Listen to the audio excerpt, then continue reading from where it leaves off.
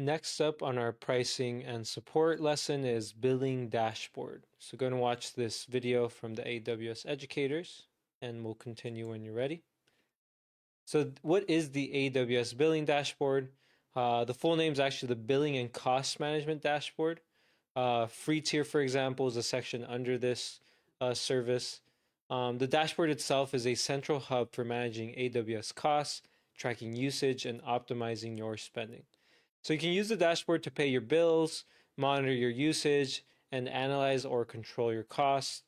So you can compare your current month to date balance with the previous month and get a forecast for the next month based on your current usage. So you're not only keeping a record, right, of what you're already using, what you've already used, but you can also make predictions for the future, which is pretty cool. Extremely useful, right? When it's all about money, right? It's all about costs. When it comes to running a business or organization, you want to minimize those. So you can view month to date spend by services. So you can filter by EC2, for example, or S3. You can view your free tier usage, which we'll be doing for this week's lab. You can access Cost Explorer and you can create budgets. And you can even publish AWS costs and usage reports. So that's if you want to share, right, with other people in your organization, kind of what you've been spending and how you've been spending. So next up is consolidated billing. This is a feature under AWS organizations. So go and watch that video and we'll jump right in. So AWS consolidated billing. It allows multiple AWS accounts to be linked under a single AWS organization. So just like AWS organizations allow you to manage multiple accounts, well, you can merge those accounts into a single bill called a consolidated bill. So it's a feature of AWS organizations, like I said before. And when you consolidate these bills, these accounts, these charges into one, you can easily track the combined costs of all the linked accounts in your organization.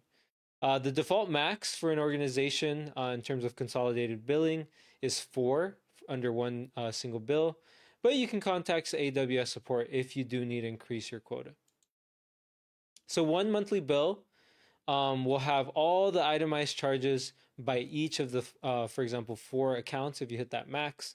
So this will give you greater transparency into your organization's accounts, and it's really convenient, right? Just having to look at one bill instead of 4 separate ones.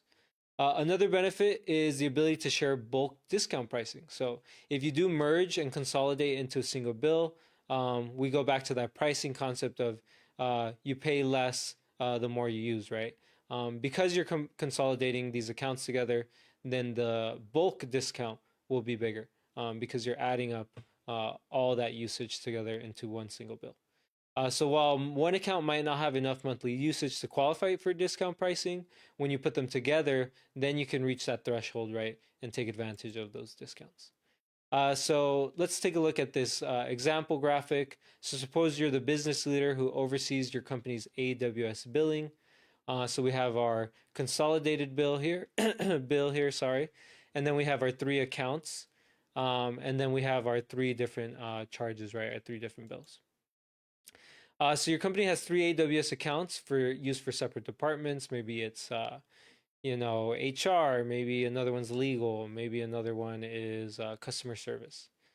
So in this example, account 1 owes $19.64, account 2 $19.96, and then account 3 $20.26. But instead of paying all these bills separately, you can create the organization and add all 3 accounts under one consolidated bill.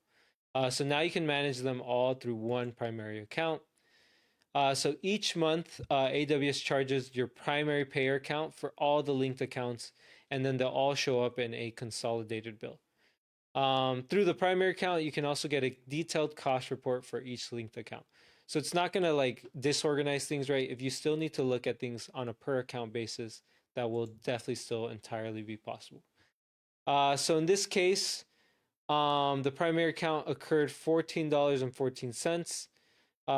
This cost is not a premium charge for having a primary account. It's just the usage that that particular account used. And then the other accounts have their own usage as well. So the consolidated bill will show the costs associated with everything from the primary account and the different costs incurred through those secondary accounts. Altogether, it's $73.80. So consolidated billing enables you to share volume pricing discounts across accounts. So just like we saw, merging things can help you manage the bill easier. We can also merge things to save money. So some AWS services such as S3 provide volume pricing discounts that give you lower prices the more that you use the service. You pay less the more that you use it. So in S3, after customers have transferred 10 terabytes of data in 1 month, then they pay a lower rate for the next 40 terabytes of data. So as long as you pass 10 terabytes, they're going to give you a discount. Now notice none of these accounts actually qualify for the bulk discount. 2 terabytes, 5 terabytes, 7 terabytes, they're all under 10. So the third one's just under, right? The bulk discount rate, and then the other two are not even close. So because no single account has passed the 10 terabyte threshold, none of them is eligible for the lower rate, the lower transfer price for the next 40 terabytes. But if you combine those together, then of course you get to save money.